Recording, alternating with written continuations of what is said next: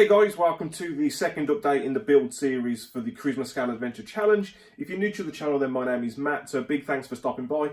And if you do enjoy this upload and you haven't yet already, then please consider hitting the subscribe button and the bell for notifications so you can stay up to date with this build.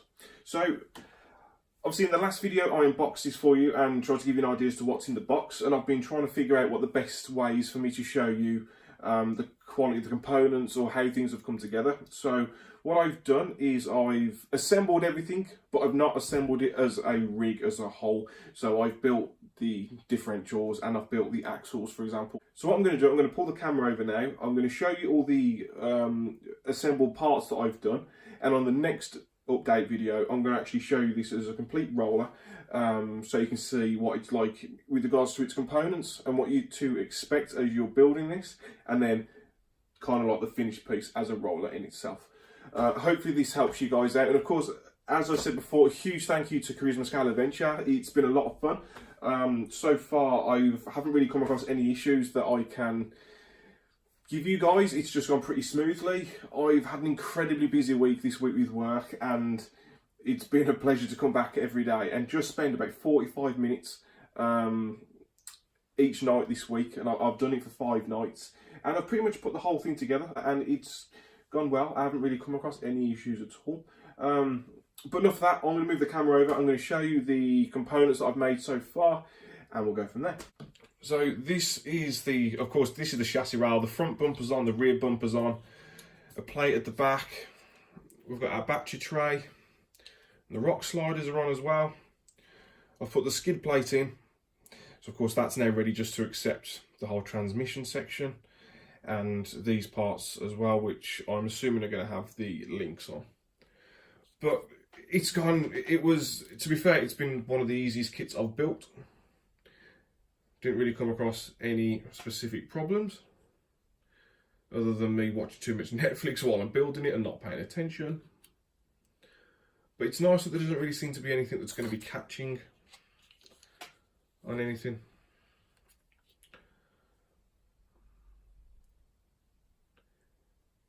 I have a little hitch as well for a tow bar. It's nice to see that there's nothing that's going to be catching on the bottom.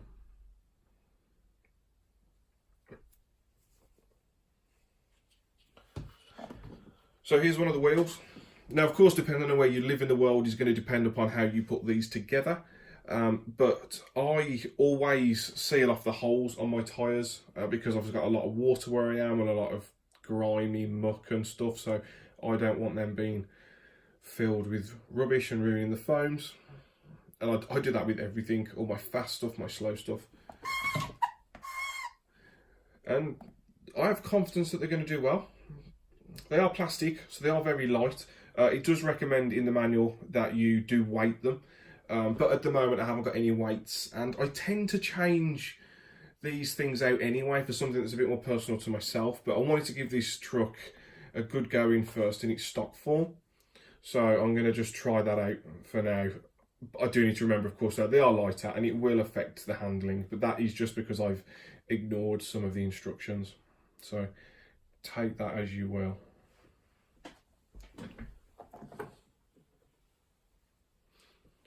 Next we have the shocks.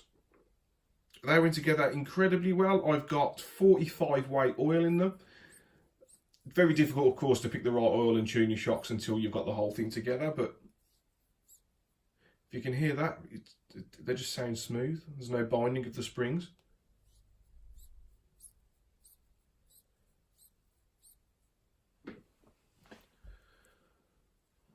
So the rod end and the perch is plastic. The top cap part here is plastic. And then the rest of the silver stuff and of course the spring, that's all metal. But they should hold it really well. Moving over to the links. The first thing I'm going to say is they are all metal, as we thought when we were going through the box. And of course there's not much to put in these links together. You just have to put the rod ends on, pop a screwdriver through the holes of each one and kind of twist them with your hands. Helps you to put them together. But they all went on straight, none of them went on bent. I would pay attention though when you are doing them, because it's not hard with any to put them on at an angle and ruin them. But everyone was absolutely fine. All metal. The quality feels nice. They've got some decent weight to them, which is certainly going to help. I've got to be careful as I pick these parts up because there's loose screws with all sections. So here we have the front. Yeah, there we go. So we've got the arm, which I'm assuming goes to the servo, and then the steering rod. So this part's metal, this part's plastic. It's not always a bad thing to have a plastic one, especially with these not having servo savers on, but of course it's completely down to you if you want to change it out for a metal one. But it's nice, there was no like broken parts that need cutting off when they've been removed from a parts tree in the factory or anything. It's gone together really well. I'll put my screw back in so I don't lose you.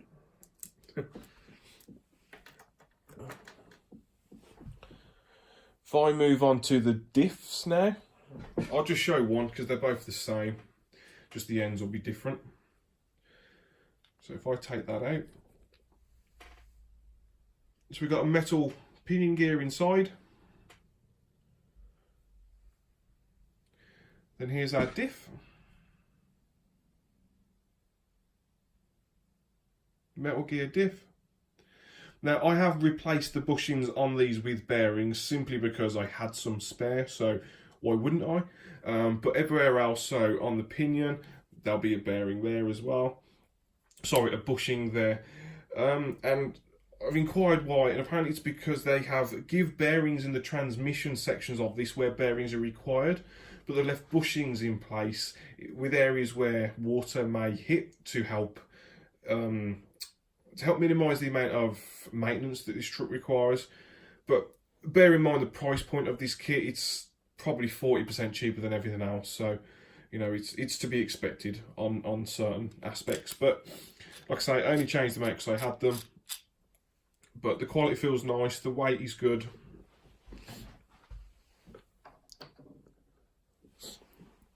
Then we have that little section that goes over the gear, over the diff, sorry. And of course then the diff cover. Of course the axles do differ with regards to the front and the rear when it comes to the knuckles and the steering, etc. on the end. So here we have one of the C-hubs for the front.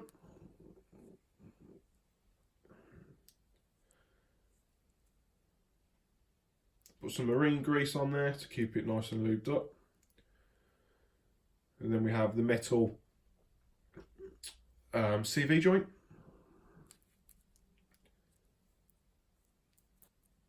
Now, I've never ran a truck with bushings before, and I was actually pleasantly surprised at how smooth they are.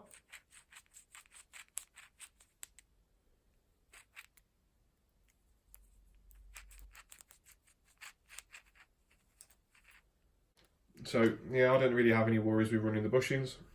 If it means less maintenance, then I'm happy. With regards to the rear, this is what we have.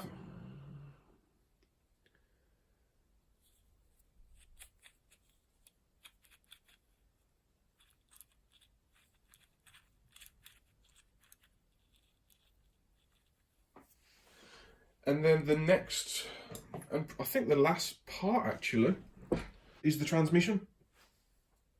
So there's all metal gears in the transmission, and like I said earlier, you get all bearings for the transmission, so there's no issues there.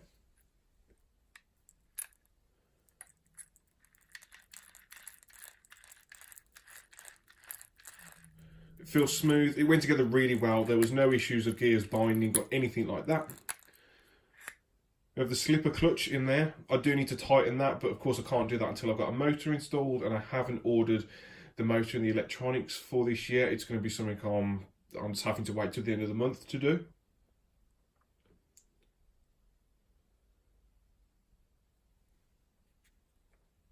But to be honest, it's been a pleasure to build. I've had no concerns over any quality control stuff. I've had no issues. I've had no parts missing at all. it's been part perfect, to be fair. Instruction manual was simple enough to read through. No issues from me there either. And I think it's going to be a real big contender on the trails with motor trucks. My Komodo I've left stock for a few years, and that's been great. And it's nice to leave trucks, I think, to an extent stock with their character. So I'll be leaving a lot of the chassis and stuff stock because I like how all my trucks behave differently. My TRX4's got lock-in and lock-in diffs, it's nice. My SCX-10 too. It is pretty much stock with a hard body on it. This is going to be stock with with whatever I decide to do.